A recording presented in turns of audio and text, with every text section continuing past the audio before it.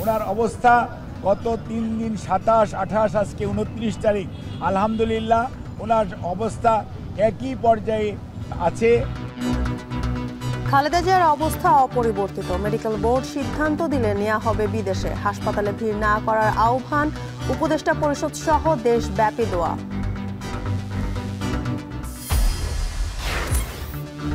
রপ্তানি প্রবৃদ্ধি ধরে রাখতে এখন এলডিসি গ্র্যাজুয়েশনের পক্ষে নন ব্যবসায়ীরা। সরকারকে আরও কিছুটা সময় নেওয়ার পরামর্শ অর্থনীতিবিদদের। চট্টগ্রাম বন্দরে 10 মাসে কন্টেইনার কার্গো হ্যান্ডলিংয়ে রেকর্ড। বহিনোঙরে থাকতে হচ্ছে না অপেক্ষায়। অটোমেশন সহ দক্ষতা বাড়ার সাফল্য।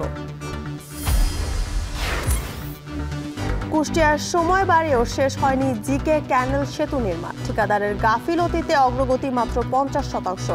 সওজের বিরুদ্ধে অভিযোগ।